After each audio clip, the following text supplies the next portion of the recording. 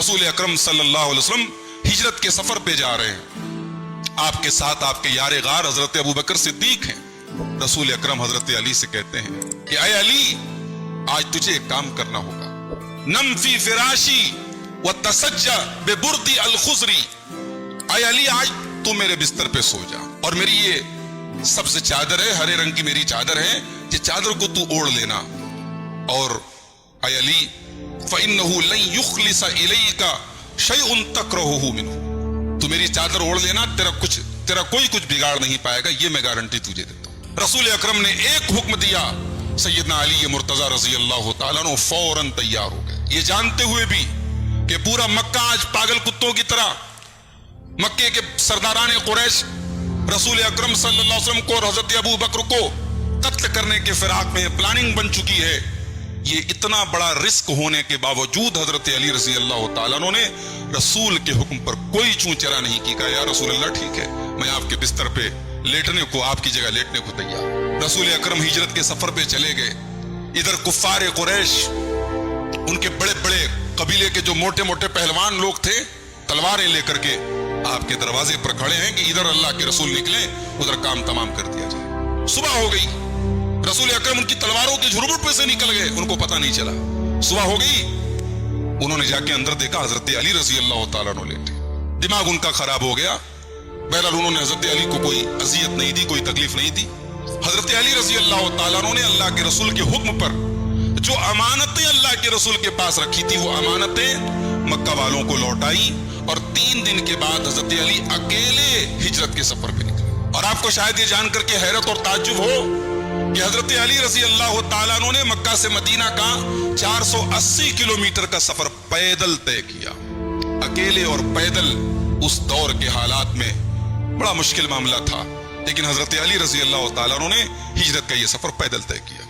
हजरत अली रजी अल्लाह तआला अन्हु की कुरान करीम पर बड़ी गहरी नजर थी। कुरान करीम की कौन सी आयत क्यों उतरी, किन हालात में उतरी, उसका बैकग्राउंड क्या है, उसका पसे मंजर क्या है, हजरत अली वाकिफ थे। चुनांचे तबकात इब्न साद की रिवायत है, सही रिवायत है, हजरत अली कहते हैं वल्लाही मा नज़लत आयतुन इल्ला वक़द अलिमतु फीमा नज़लत व अयना नज़लत व अला मन नज़लत। अल्लाह की कसम, कुरान की कोई आयत ऐसी नहीं है जिसके बारे में मुझे ये ना पता हो कि ये आयत क्यों उतरी, कहां उतरी और किस पर उतरी। मुझे हर आयत के बारे में बेशक इस बात का इल्म है। इन्ना रब्बी वहब ली क़ल्बन अक़ूला व लिसानन सादिक़न नातिक़ा। अल्लाह तबारक व तआला ने मुझे ऐसा दिल दिया है जो समझदार है, और मुझे ऐसी जुबान दी है जो सच्ची है और सच बोलने वाली जुबान है। ये हजरत अली रजी अल्लाह तआला। हजरत अली बहुत बहादुर भी थे। ग़ज़वे बद्र में मुशरिकीन की तरफ से, पहले उस जमाने में जंग का एक अंदाज था कि पहले इंडिविजुअल जंग होती थी, एक एक आदमी आता था, इधर से एक इधर से एक, दोनों लड़ते थे, फिर उसके बाद इज्तिमाई जंग होती थी। मुशरिकीन की तरफ से 3 बड़े बड़े सरदार, उतबा, शैबा और वलीद बिन उतबा, ये तीनों आगे आए। मुसलमानों की तरफ से अंसार के 3 सहाबा आगे बढ़े। उन तीनों ने कहा नहीं, ये हमारे जोड़ के नहीं है, ये हमारे मुकाबले के नहीं है, हमारे मुकाबले के हमारे खानदान के लोगों को भेजो, बनी हाशिम के लोगों को भेजो। रसूल अकरम सल्लल्लाहु अलैहि वसल्लम ने 3 लोगों का नाम पुकारा, कुम या हमजा, कुम या अली, कुम या उबैदा। ये तीनों बनी हाशिम के थे। आपने कहा अली उठो, हमजा उठो, उबैदा इब्न हारिस उठो। और हजरत अली रजी अल्लाह तआला अन्हु ने अपने मुखालिफ का एक ही वार में काम तमाम कर दिया। अली रजी अल्लाह तआला अन्हु रसूल अकरम के साथ तमाम ग़ज़वात में शामिल रहे और साबित कदम रहे हर मौके पर। कभी मैदान छोड़ करके हजरत अली रजी अल्लाह तआला अन्हु नहीं फरार इख्तियार किया। उन्होंने, अल्लाह तबारक व तआला ने उनको शुजाअत और बहादुरी का वस्फ अता फरमाया था। ग़ज़वे बद्र के बाद रसूल अकरम ने अपनी सबसे लाडली बेटी सैयदा फातिमतुज़ ज़हरा रजी अल्लाह तआला अन्हा का निकाह हजरत अली से कराया। निकाह के वक्त हजरत अली फाइनेंशियली बहुत कमजोर थे, अपनी बीवी को महर में देने के लिए कुछ नहीं था। कहा या रसूल अल्लाह, मैं महर में क्या दूंगा? रसूल अकरम ने फरमाया, ऐ अली अय्न दिरउकल खुतमिया, तुम्हारी ज़रा कहाँ है, जाओ ज़रा बेच के आओ। ज़रा बेच के आए तो उससे महर का इंतजाम किया और अपनी बेटी फातिमा के जहेज में, सही रिवायात हैं, रसूल अकरम सल्लल्लाहु अलैहि वसल्लम ने एक चादर दी और एक खजूरों की छाल का भरा तकिया दिया और एक मशकेज़ा दिया। یہ اپنی بیٹی کو, اپنی سب سے لاڈلی بیٹی کو رسول اکرم صلی اللہ علیہ وسلم, چونکہ رسول اکرم یہاں داماد بھی یعنی اپنی بیٹی کے والد بھی ہیں اور اپنے داماد کے گارجین بھی ہیں, تو یہ وہ جہیز نہیں جو ہمارے یہاں جہیز چلتا ہے. یہاں رسول اکرم نے جو دیا وہ ایک طریقے سے ایک باپ کی حیثیت سے اپنے بیٹے کو دیا. بھئی علی کے باپ کی حیثیت تھی جناب محمد رسول اللہ صلی اللہ علیہ وسلم کی. تو آپ نے وہاں پہ حدیث میں جو لفظ جہزا, فاطمہ کے گھر کی تیاری میں رسول اکرم نے یہ سامان دیا. اب اسی جہزا سے جہیز نکل گیا, اب وہ جہیز لمبا چوڑا ہمارے یہاں بن گیا. بہرحال اس رسم و رواج کے اس بندھن نے آج ہمارے یہاں نکاح کے سسٹم کو بڑا مشکل کیا ہے. اس پر کنٹرول کرنے کی ضرورت ہے. اگر وہ جہیز ہمارے لیے نمونہ ہے بھی تو بڑا ہی سمپل وہ جہیز تھا. ایک معمولی سی چادر تھی, ایک معمولی سا تکیہ تھا, ایک مشکے سا تھا, یہی کل جہیز تھا حضرت فاطمہ رضی اللہ تعالی عنہا کا.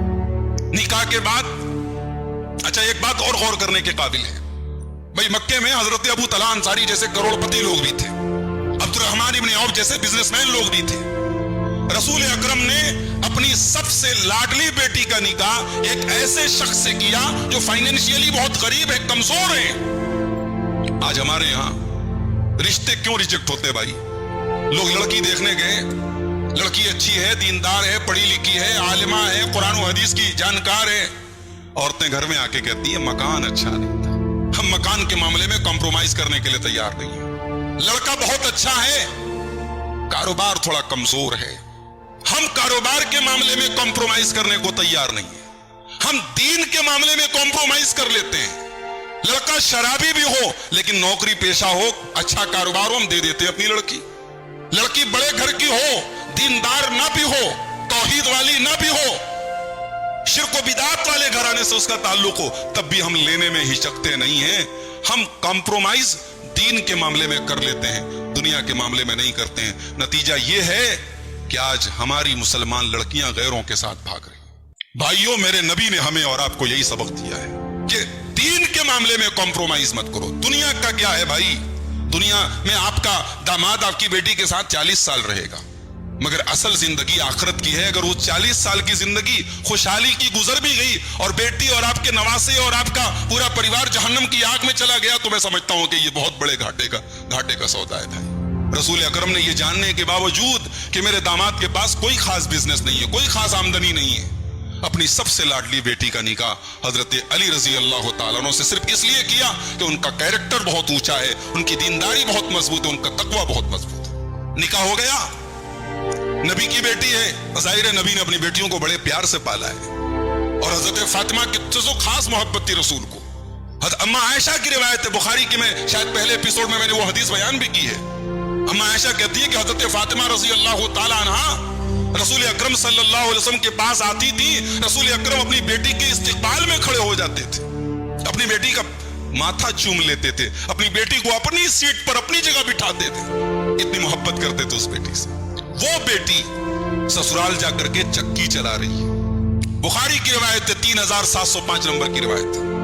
حضرت فاطمہ رضی اللہ تعالیٰ نے کے ہاتھ میں چھالے پڑ گئے, نیل پڑ گئے ان کے ہاتھوں میں.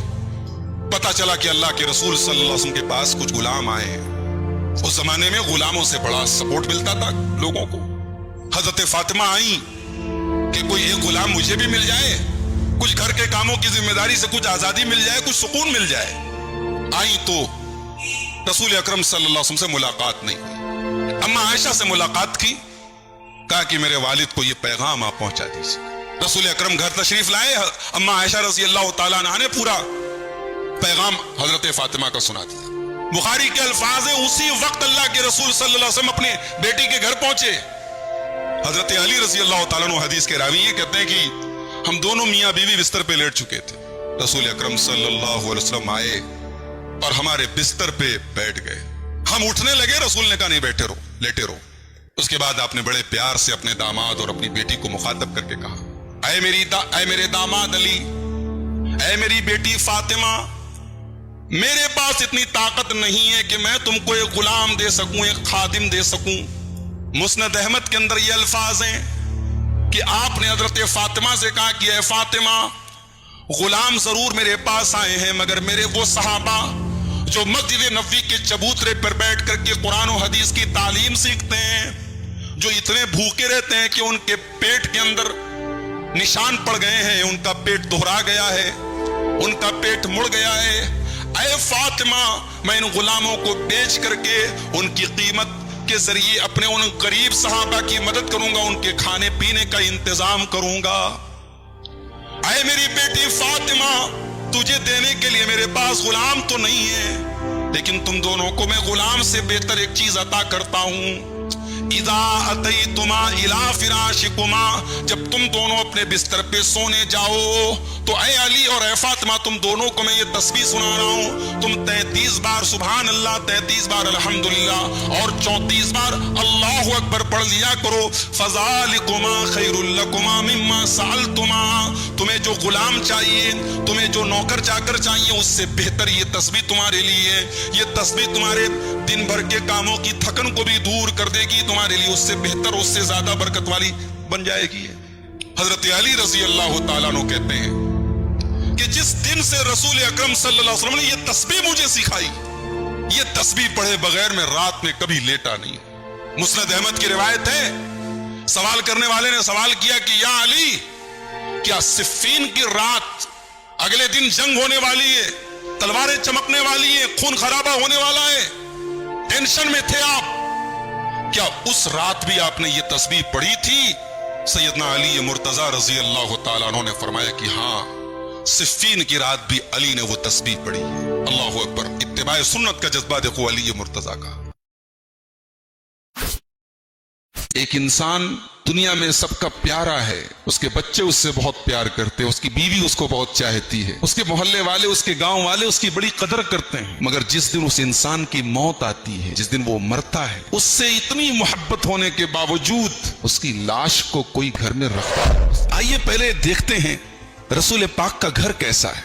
अल्लाह, बड़ा मामूली सा घर है, आज की तरह बहुत शानदार नहीं है, उसमें डेकोरेशन नहीं है, उसमें सजावट के आइटम्स नहीं है, दुनिया की तरक्की के सामान नहीं, छोटा सा घर है। खजूर की लकड़ी के तनों का पिलर बनाया गया है। उम्मत का एक बड़ा तबका आज शिकम परवर और पेटू किस्म के आमिलों के चक्कर में और मुल्लाओं के चक्कर में आज अपने दीन और ईमान का सौदा कर रहा है, और तावीज़ और गंडे के इस्तेमाल के जरिए अपनी तौहीद और अपने ईमान का जनाजा निकाल रहा है। एक बेहतरीन बीवी की क्वालिटी क्या है?